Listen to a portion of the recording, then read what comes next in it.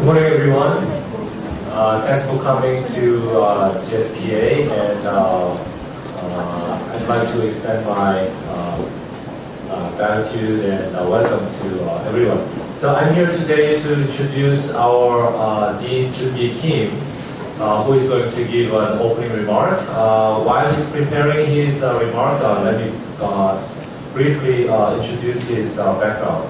He has earned his BA in economics from London School of Economics and Political Science, and his master's and PhD degree from the Harvard University Kennedy School of Government, Kennedy School. And he has been very active both academically and professionally. He has expertise in public enterprises and public-private partnership, and he also has an expertise on public finance.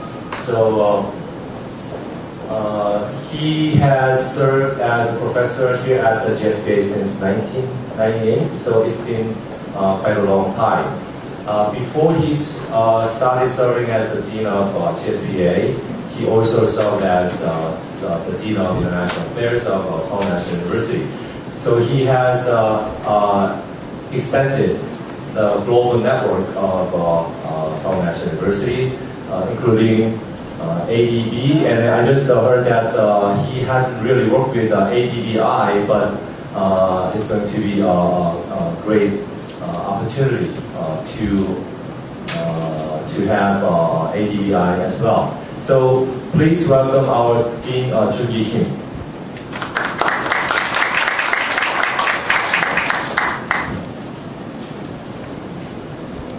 Good morning, ladies and gentlemen. As we say, 안녕하세요. It's good to have you here. This work has been possible because of joint collaboration between SNU's ADI, Asia Development Institute, and ADB, as well as ADBI. To tell you a little bit about SNU first, SNU has been in existence since 1948, so we have passed half a century now. And we are becoming more of a global innovation research intensive university. So we have been actually doing very well in terms of university rankings. So we are among the top 30 in the world, and number 4 apparently in Asia. So we have been doing very well in terms of research and also teaching activities to the global sense. And to tell you a little bit about ADI, ADI is a research arm, teaching arm of the graduate school here at SNU. And ADI has been in existence over the last 10 years.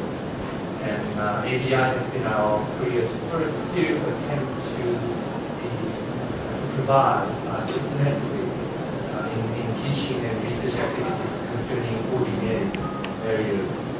And we are very happy to have you here again. And of course, it's very nice to work with ADB and ADBI. We will be joining MOU actually in late June with ADB's VP Rohani. Hope that he will come this time around. But we have been working very closely with ADB, and this is our first attempt to work with ADBI. And then we look forward to more collaboration in the future. And as you know, understanding the mechanics and systemic nature of international trade activities is very important. And I think in that sense, that global value chain, understanding of the global value chain is very important as well. And we hope that you will learn not only from people who are presenting, but also from each other. Peer activities is peer learning, which I think is probably the most important thing that you can learn. And I'm also very pleased that there are so many people from different countries here today. I just heard from Professor Kwon. He's sitting over there. He's actually co-organizer along with Professor Hu. Can you stand up and say hello? Thank you very much. Along with Professor Hu, Professor Kwon has been very instrumental in leading our activities in the area of OPA. And then Professor Kwon has told me that there are over 20 countries that are represented here, so I think diversity is good. I hope that we can learn from each other from the next few days. Thank you very much, and I hope you enjoy what we have to offer here today and tomorrow. And I hope to catch you up during coffee breaks and during dancing. Okay? Thank you very much.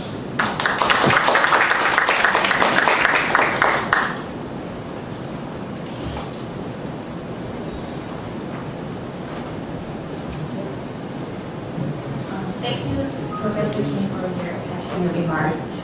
For the second opening remark, we have Dr. Jae-Ha from Asian Development Bank Institute. He is the deputy dean for special activities at the ADBI, and before his joining ADBI, he worked for the Korean Institute of Finance as Vice President, Chief Economist, and Director of Financial Policy Team. He graduated from the School of National University, and he earned his PhD in economics from Pennsylvania State University. So please welcome him with a big hand.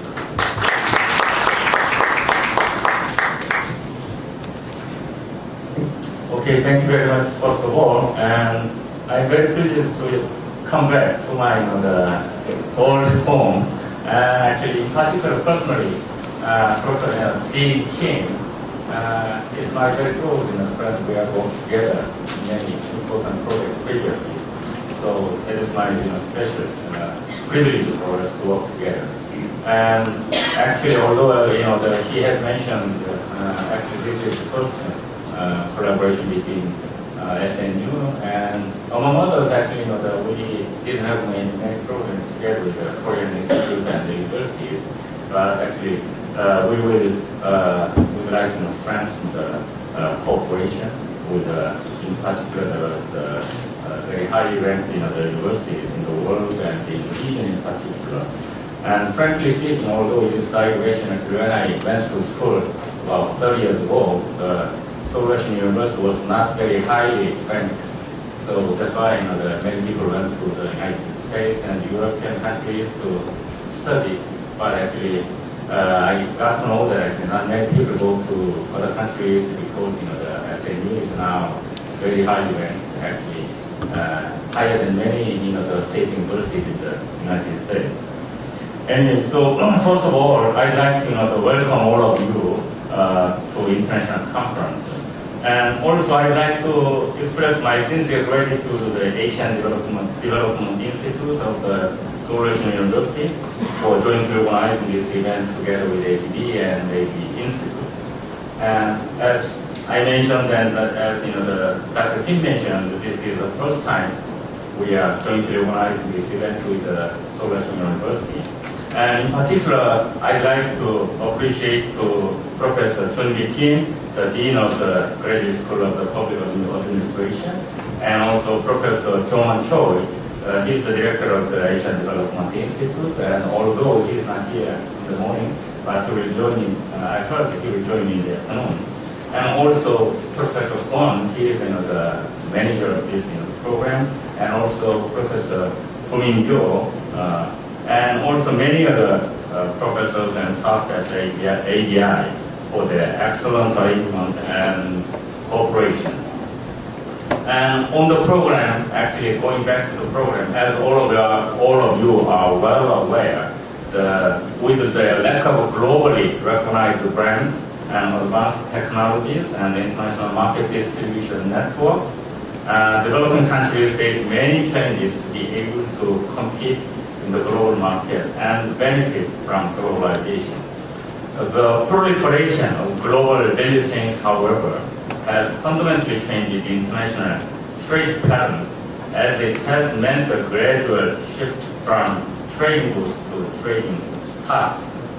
And being part of the global value chain provides companies from developed countries with a shortcut to participating in global market and even allows them to benefit from the technological innovations and inventions of industrialized countries.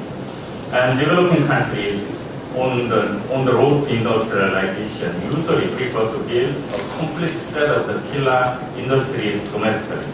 For example, an automobile industry with the capacity to produce parts and engines and undertake all production activities up to final assembly line in home country. The successful experiences of emerging Asian economies such as the People's Republic of China, India, and the Philippines and Thailand suggest that an effective alternative strategy is to specialize in a few tasks and the fragments of the global value chains and gradually move up to the ladder of the supply chains to eventually achieve industrialization. Multinational enterprises lead and develop global value chains. It is critical to understand how they are managing their global value chains and to understand the institutional environment required for extending global value chains across borders from a business perspective. We are most fortunate this time to have many excellent experts participating in this workshop. In particular, high-level managers from Hyundai Motor Group, the Samsung Electronics, and Autofocus Group, and Textile and Fashion Trading Center to share with us their views on managing global value chains and policy implications for development. And there is no doubt that global value chains improve the efficiency of resource allocation globally and the productivities of firms involved in value chains. But the spread of global value chains across many countries also means a higher risk of sudden disruptions due to unexpected natural disasters. For your information, AIEN is at present conducting a project on disaster risk management, as part of which managing risk associated with global production networks is being investigated. Actually, we plan to invite an expert from AIEN to introduce the preliminary result of those, of that study to you this time, but actually because of his, the family, the issues, it could come, he canceled in the last minute.